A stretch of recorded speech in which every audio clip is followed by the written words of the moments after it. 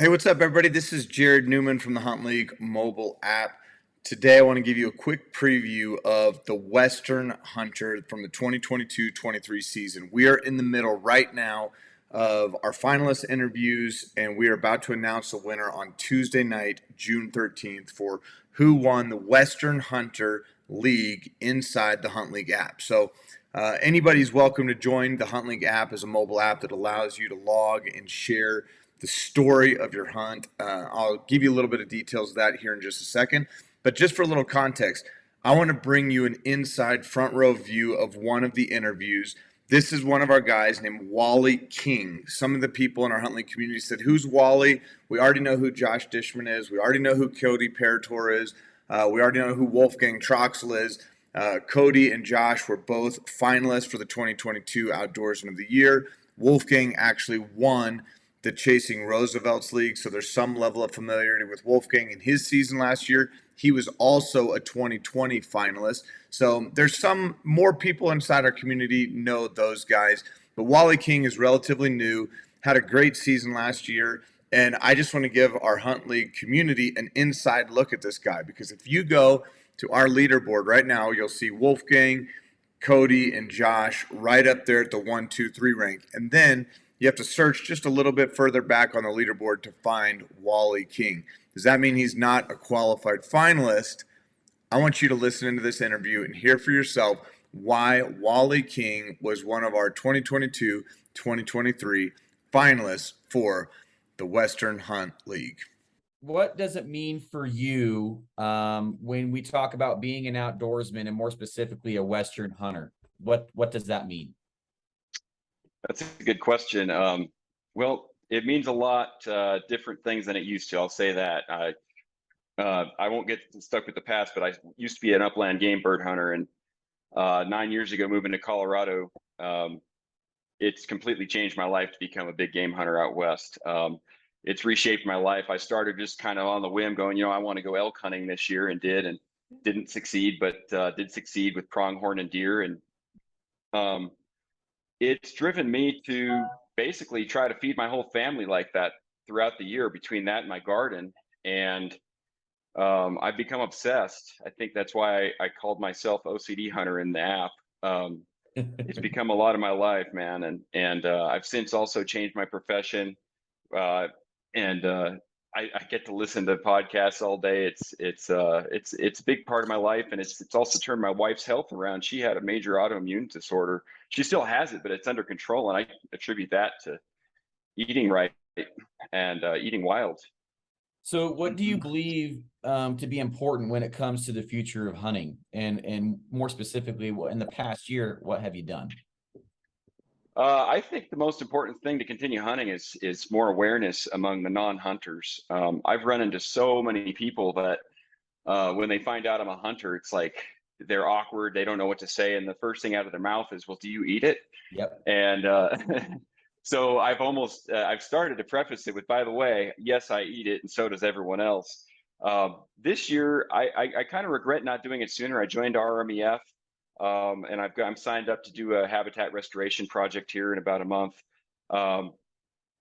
But really, I'm going to continue trying to wear that champion hat. And I live in Denver, so there's a lot of people out here, we'll just say they're non-hunters, that have just been totally bamboozled and like hoodwinked by what the media talks about and what hunters are. And I think that the future of hunting depends on them really getting an understanding that we're really true conservationists, and to demonstrate that by example on how we live our lives and how we take care of the environment. Right. When you think of a Western hunter, what attributes and opportunities do you believe a person needs to have and do to be considered a Western hunter? I mean, you grew up hunting birds. Yep. My point would be, I can't go kill a moose where I'm at, or even a giant whitetail. We have the Western big game here, which you can, in Montana, Idaho, and stuff like that. They got whitetail and stuff. But give me a definition of what is a Western hunter, and how do you fit the bill?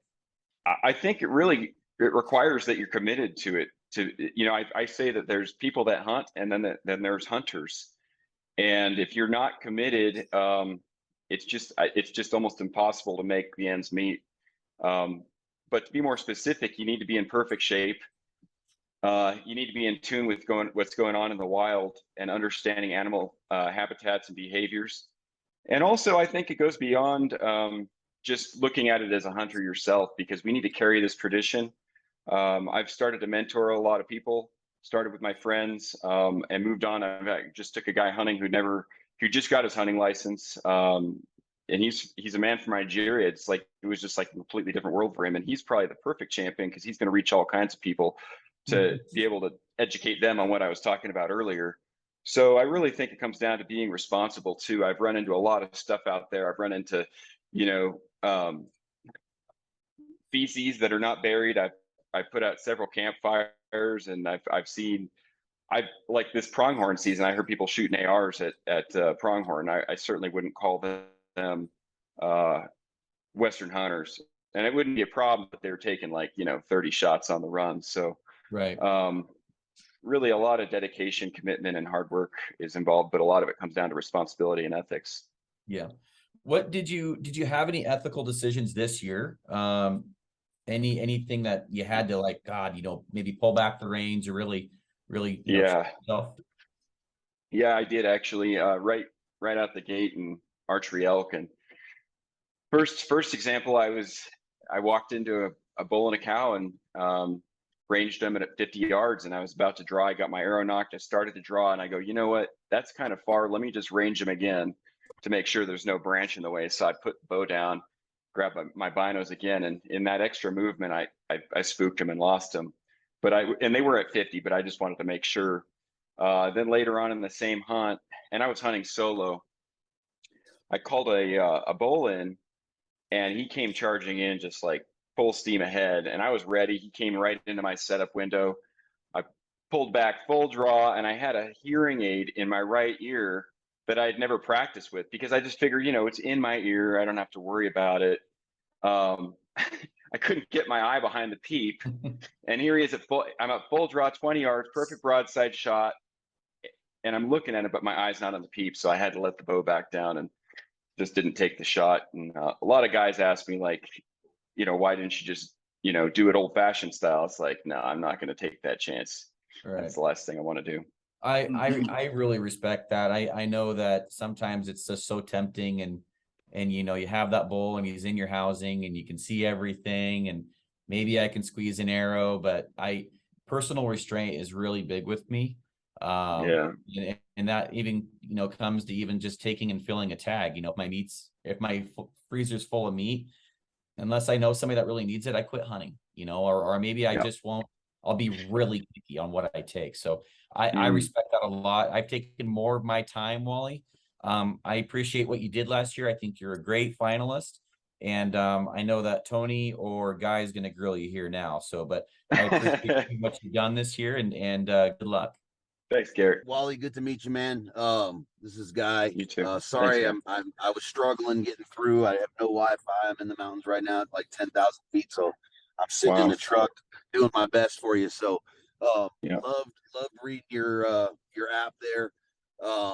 Cool. So we're statesmen, man, and one of the things that I'd like to hit you on is this wolf initiative here in Colorado, right? It was a big deal. Yeah. And we kind of sat on our laurels to a point, and we were hitting in a time where we couldn't be so proactive. The information was limited.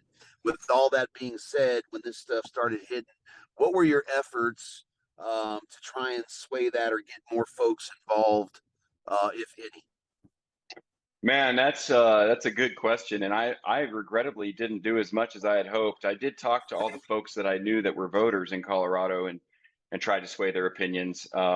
Some successfully, others not. The biggest outrage for me was when it showed up in the schools, and they had the students do what I call a propaganda project, where they were telling the kids to research this and do it one-sided. They're actually saying to be well-rounded and read multiple studies, but here's the material that you should use. And all this multiple studies covered was the one side. So my son was supposed to do a report on this, and I just encouraged him to do it as honestly as possible. And he presented it to the whole class. And I know I probably could have done more. I wanted to call the school and have them just completely shut the thing down. In fact, I did call the school and talk to the principal about it.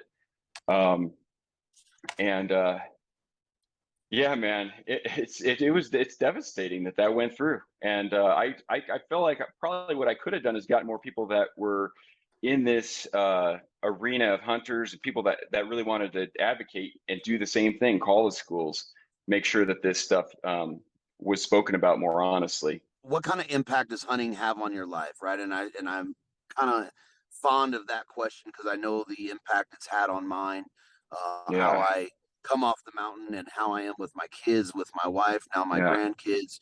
It's had a substantial impact. So how does it impact your life, and what makes you want to share it with everybody around you? Well, it's taken its toll at first. I mean, I got so hooked on it, man, that I started to go through some issues with my relationship to where my wife wasn't sure that she was the priority anymore. And I think I got through that this last year. I spent about 8 days solo backpack hunting in the wilderness without the guy that I used to go with. And it really got me present to how lonely I was without her and my son. And so the flip side of that, where it almost overtook me, I've since spoken to my wife about that multiple times. And when I got back from that first backcountry hunt, I told her, I said, hey, I was in my favorite place, and I'd rather be with you in the worst place than there alone. And since then, it's never been the same, man. I've prioritized taking my son out, even though he's been resistant to it. Really, he just needed the swift kick in the butt and someone to show him the ropes. And when I took him pronghorn hunting this year, he got to see me fail a couple times. It was tough. My frickin' scope came out of zero. We had 30, 45 mile an hour winds. I had to walk by probably 30, 40 pronghorn before I could get to the other side of a ridge and play the wind, just for bullet trajectory purposes, safely. And it also meant that, I've had to, pass on some opportunities. So it's had a profound impact in my life, and it's rebuilding my relationship in a much better way. My son's now hooked on it. My wife loves to go scouting. I kind of got her into that last summer. I don't know if you saw you guys saw the picture of her with the big deadhead we found. She found it. So she's pumped on that. And then just the overall health and well-being it brings. I boil down all my bones, like every animal I don't take the spine out, but I'll quarter it out.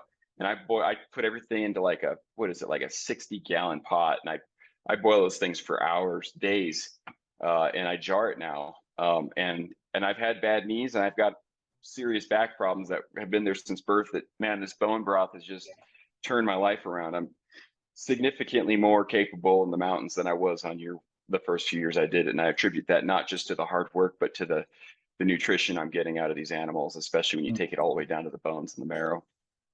Wonderful. Hey, Yeah. Well, man, if you ever get over to the Western Slope, man, give me a holler. We'll have to go on the mountain together. Nice, man. Thanks, Guy. Appreciate it. Yes, sir.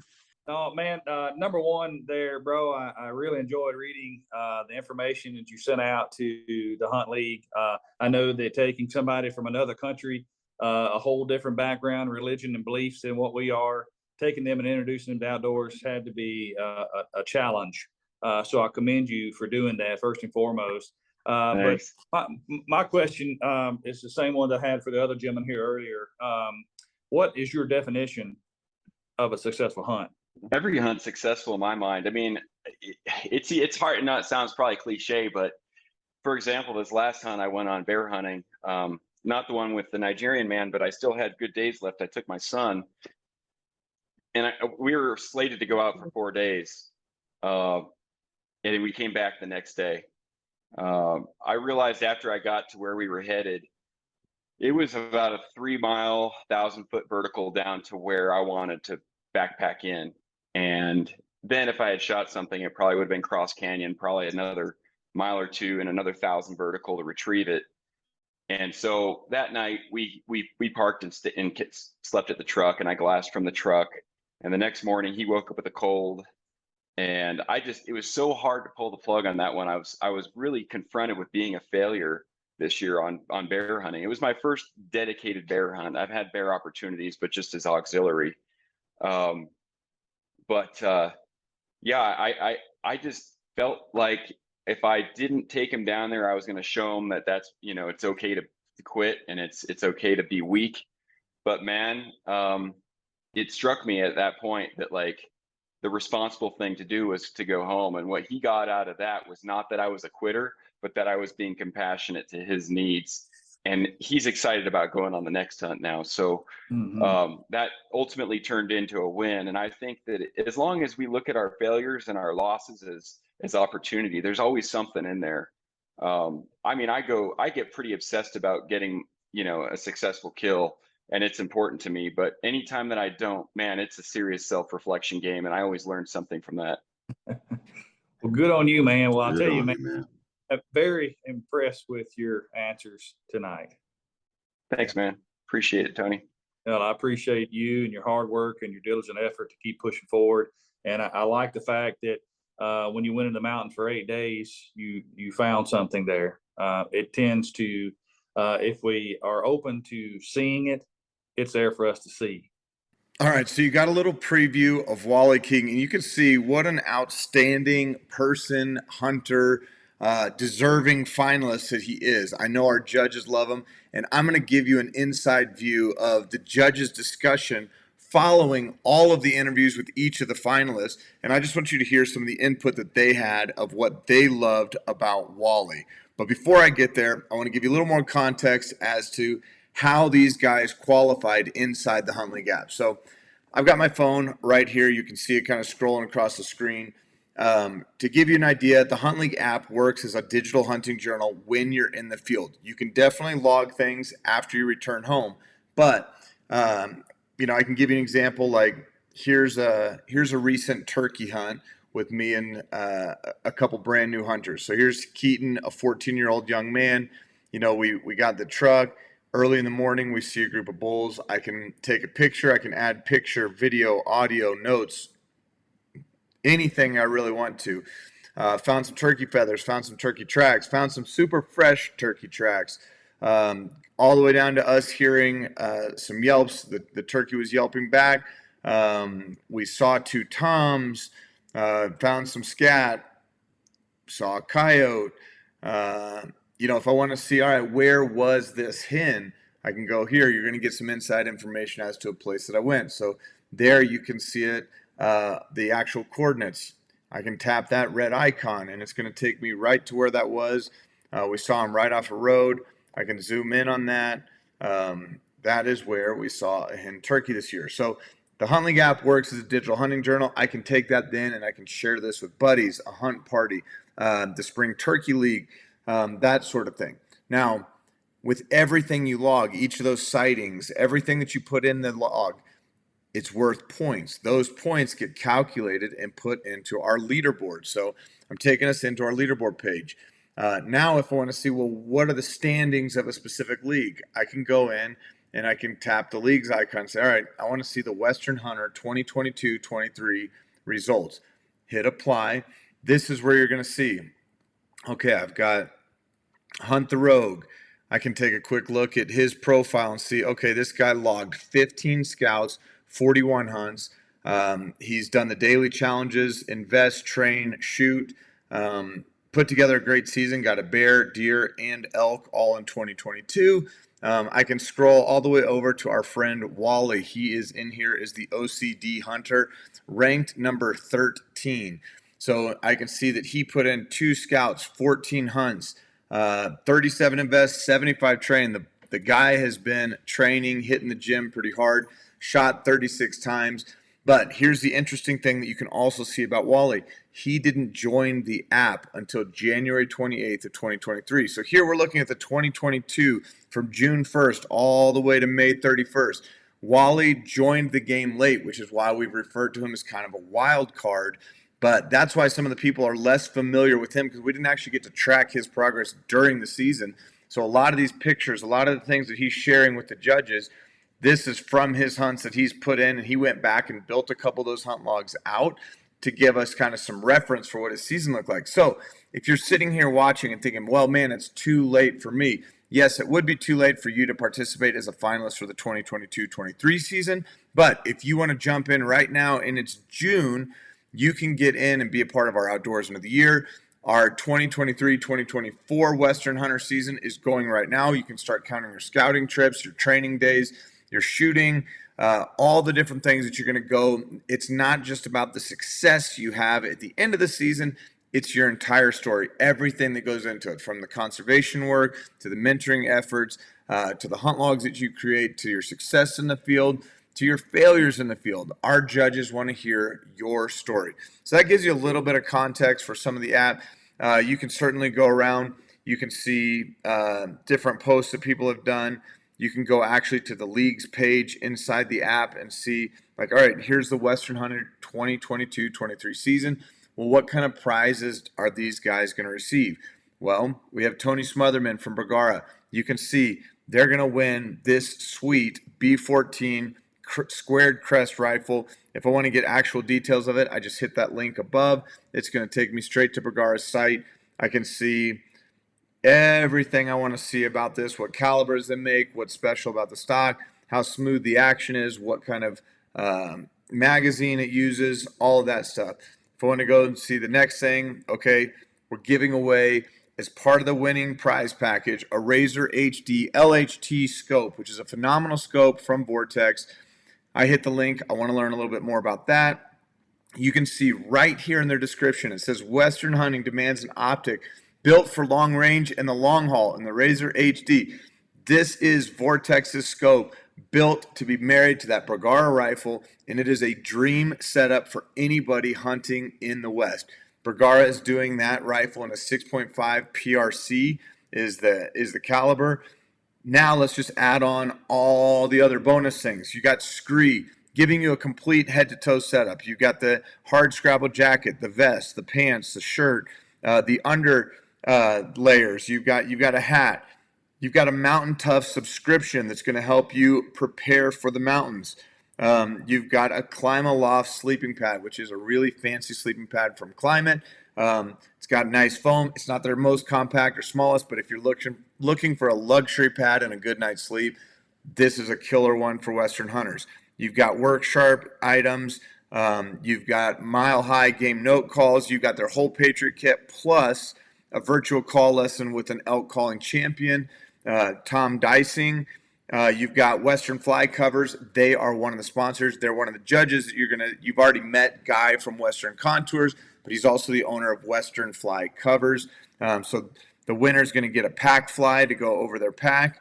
They're also going to get a binocular fly to cover up all their necessities. You get a Hunt Score membership, which if you're not familiar with Hunt Score helps give you everything from your draw odds to a lot more about each of the individual units. You get scores for how much public land they have, how much access. There's different insight, photos, pictures.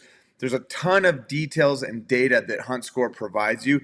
It's a super simple interface. It gives you a freezer score. It gives you a trophy score. It gives you things that you can sort to decide, where do I want to hunt? How difficult would it be for me to get a tag in that unit? So if you've never heard of Hunt Score, I would encourage you to check it out. They're actually doing a special right now with a secret code, and I don't know if you can find that code on their website, but I'm sure if you reached out to them, or I can put the code up on the screen, it is going to give you the Hunt Score membership for $20 a year. That is a lot cheaper than anywhere else that you're going to pay for draw odds for multiple states, and you get a ton of really great information from Hunt Score. So if you've not heard of that, I want to encourage you, grab that.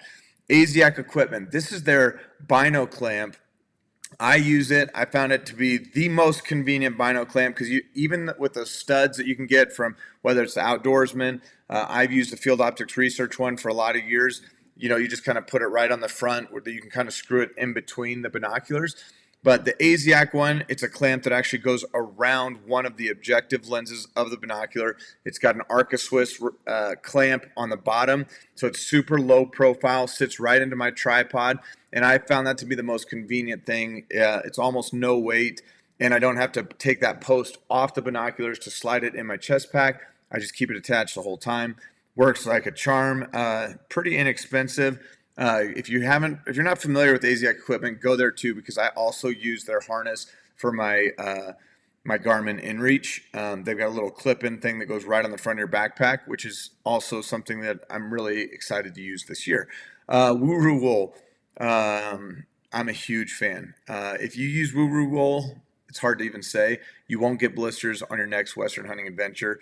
It's not the most expensive item, but it is an absolute necessity for guys chasing animals, chasing elk, deer, bear, antelope, moose, mountain goats, sheep, all of that. So if you aren't familiar with Western or Wuru Wool, I would say go to the app, click this link right here.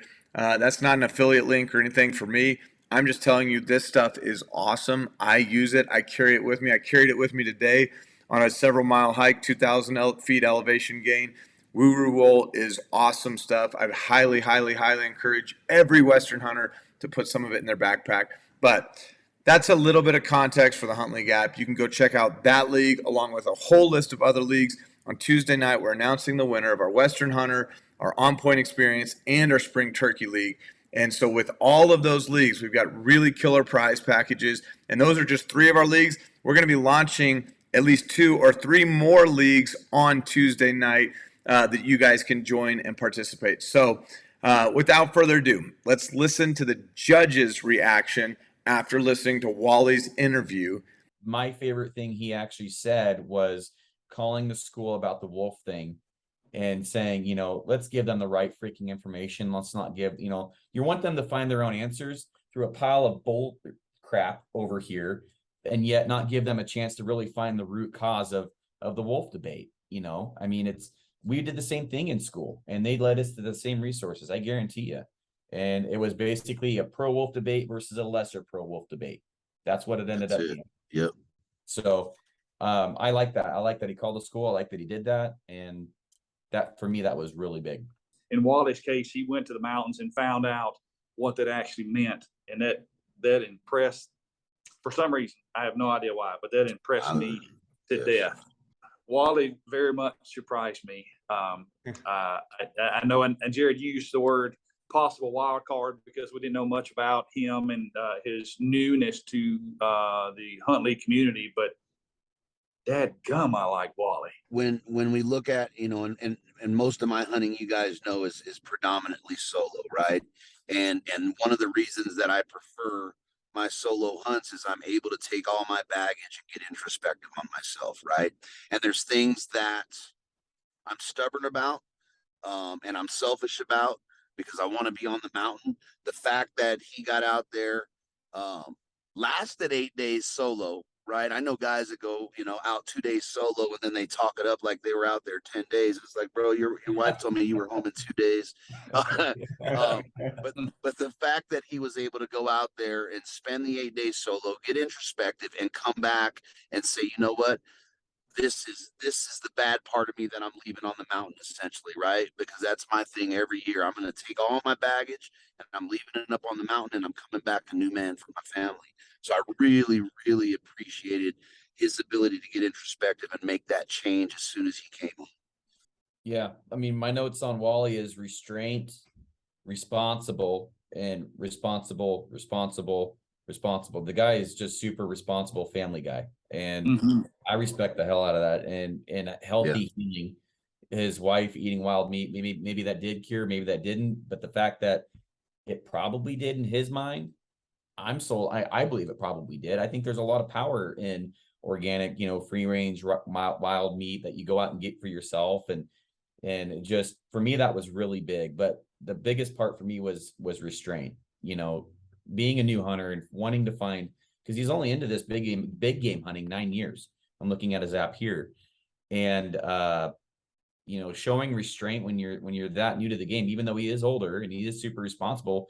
You get an animal out there and, you know, in your peep or your housing, and a lot of guys are just punching that trigger, and it doesn't matter whether there's a limb, a cow or a calf nearby. I mean, they are sending that arrow, and then they're going to hope for a follow-up shot, and they're probably never going to get it. So for me, that meant a lot, because I've ran into a lot of animals with arrows in them out in the woods. And it just, to me, that's not the guy that's doing that. And I like that. I just like the responsibility aspect of it. I just like that from the get-go. I mean, he gets it. You don't have to be he's the guy carrying out the trash. He's not the guy leaving it in there.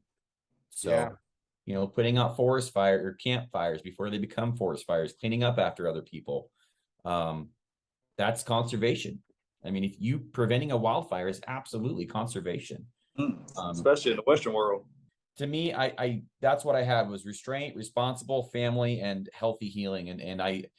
And the fact that he's that new, spending that much time in the woods by himself solo, I've never done that. I don't really have the desire to do that because it's so freaking hard. But I have a lot of respect for a guy to go out there and do that. That is hardcore. 8 days by yourself in the woods, in the backcountry. That is hardcore. I think one thing too, not only is he new to it and he's hardcore and he's dedicated, but he's already passing the torch to somebody else. Okay, so as you can see, our judges were paying attention. It's anybody's game going into these finals.